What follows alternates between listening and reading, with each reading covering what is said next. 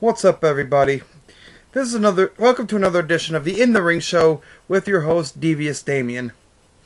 One of these days, I will get a backdrop, so that way you can actually see like an official In the Ring Show backdrop.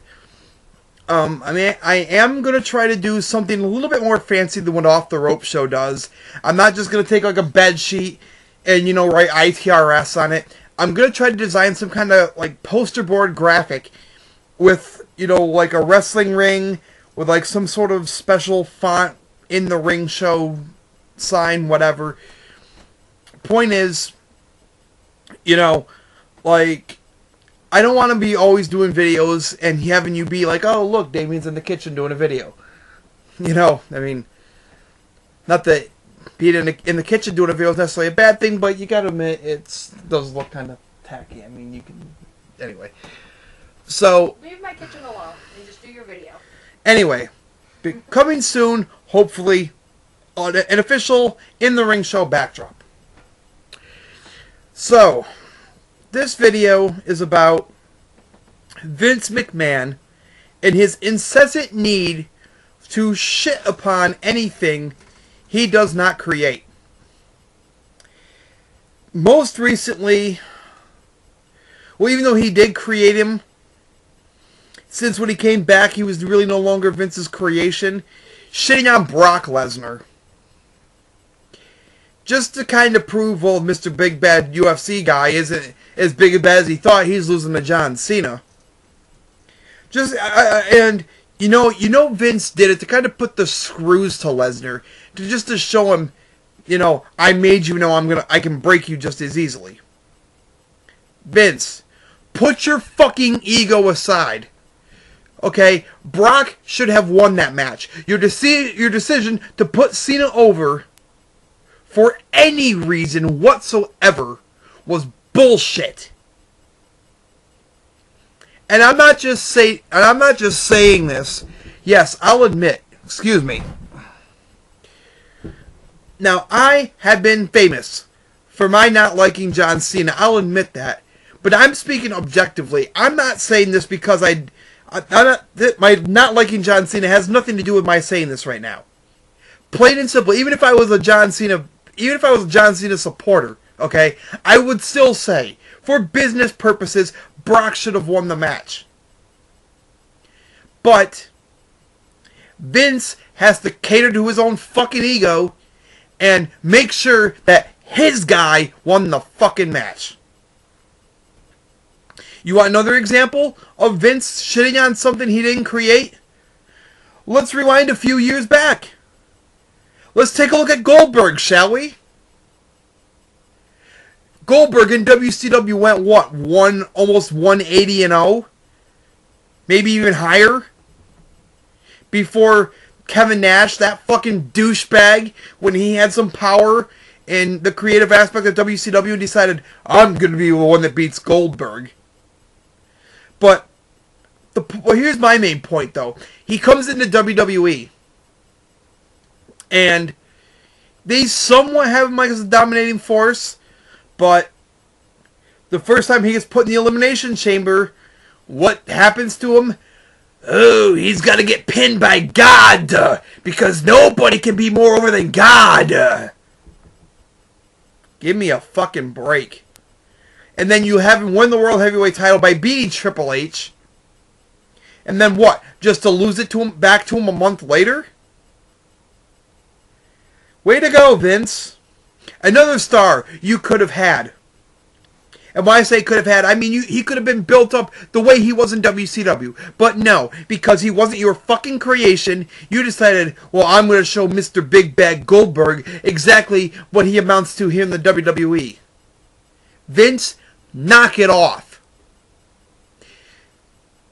Rewind a few years earlier. Taz, the guy from ECW, known as like a big shooter coming in, like almost the unstoppable force in ECW. Who could stop the Path of Rage, as they used to say in ECW when he was there? He comes into the WWE. He runs roughshod over a few people. You put him over on Kurt Angle. When Kurt Angle was, you know, your big star back then. You know, like Kurt Angle was like, you're grooming him to be a top guy, and you put Taz over on him. You had it on the right track. But then, almost as if you were saying, okay, we gave the internet marks what they wanted. Now fuck Taz. And Taz slowly went on the decline. And you showed him winning the ECW title on WWE TV, but this was when ECW was on the decline, and the ECW title didn't mean shit anymore. And he comes back, and he faces Triple H, and he does the job to Triple H. And then you make sure he loses the ECW title to Tommy Dreamer. And when I'm saying the ECW title, I'm not talking about the watered-down bullshit ECW thing that Vince did in 06 through 09, or 2010, or however long he did it for. I'm talking about the real ECW from 93 to 2001. You know, and the Brock, Goldberg, and Taz are just 3 examples of Vince, you know, feeling the need to stroke his own ego, fucking, you know, just pretty much, I swear to God, sometimes I think when Vince thinks about how much power he has, he sits in his little office and he jacks off to himself and the power that he has. I think he gets off on it. You want to know another thing? WCW. He said that they were going to run that as a separate promotion. And basically, I'll tell you what happened with WCW. Because Booker T and Buff Bagwell hadn't worked in a few months, and the WWE ring was larger than the ring they were used to working into.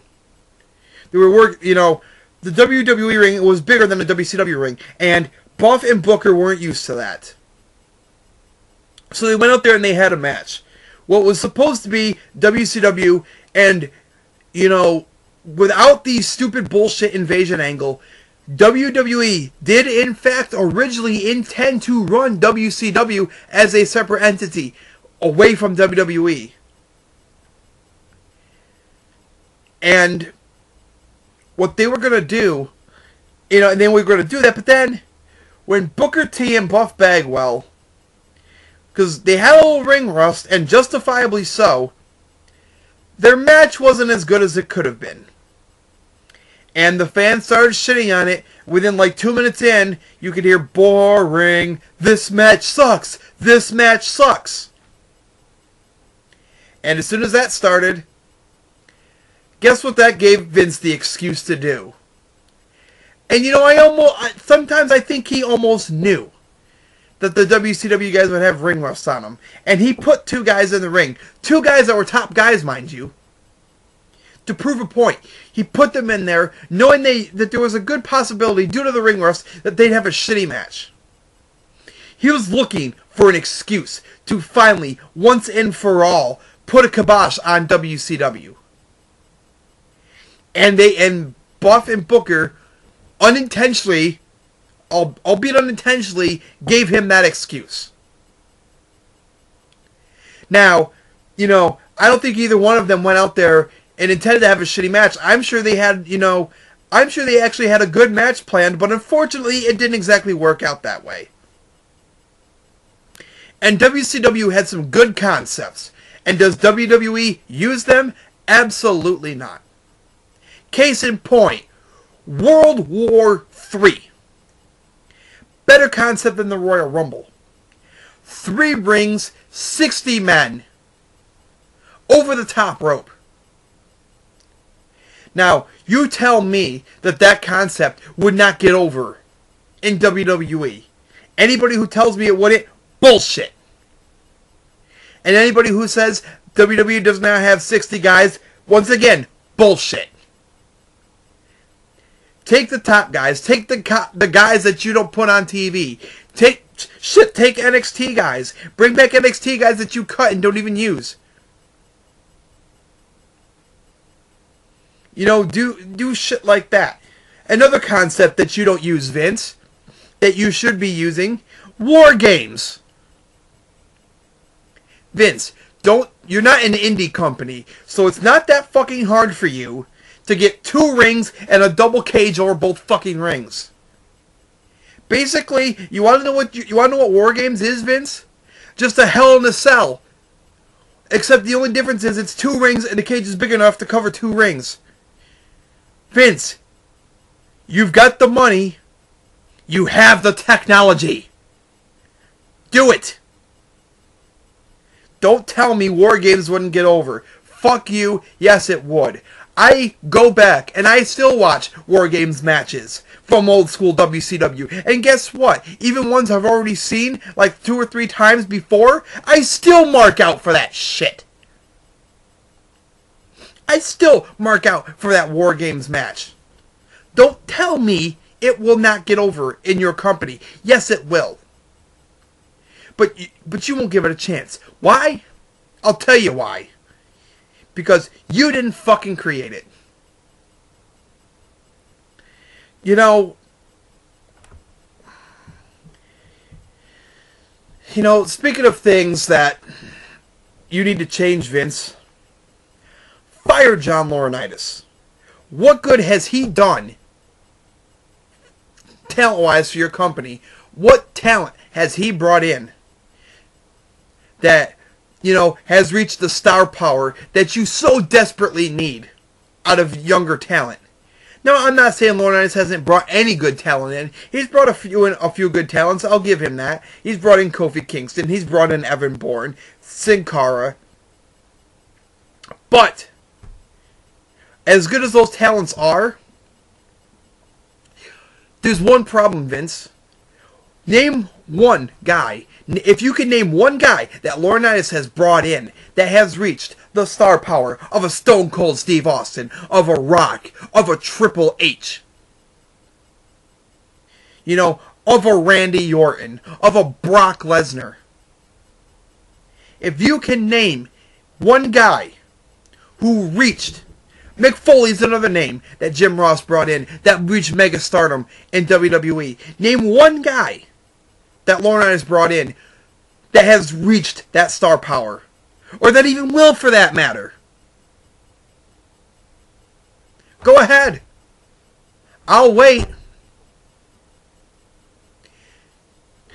Okay, you know what? I'm not going to wait anymore because you know what? If I waited for somebody to answer that fucking question, I'd run out of time for this video. And you know why I'd run out of time? Because it's not going to happen.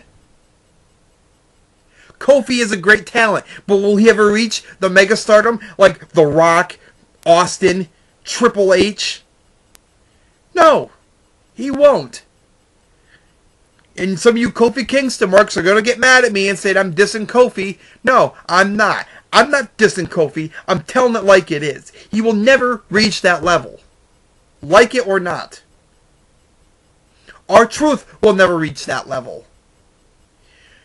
There's only one guy who, I'm not sure if Laurinaitis brought him in for, was JR during his last years as the Vice President of Talent Relations. The Miz. The Miz is the only guy currently that Laurinaitis may have had a hand of bringing in that has a shot of reaching that. Maybe. Del Rio's not going to do it. Honestly, The Miz is the best shot of everybody that Laurinaitis has brought in. And Del Rio and I'm not saying Del Rio's a bad talent, but he will not reach that stardom. He just won't do it. It's the way it is, people. You can like it, you can hate it, but they won't. Vince, bottom line, fire Laurinaitis and quit shitting on things you don't create.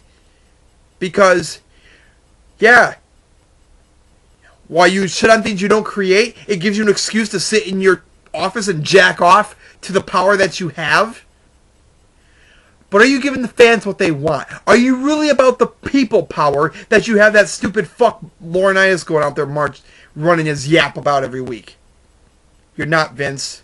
You've lost it. Step down. Hey, Bring your son Shane back. Shane was in touch with things. He knew what he was doing. Bring back Shane. Vince, it's time for you to go. For this edition of the In the Ring Show, this is Devious Damien.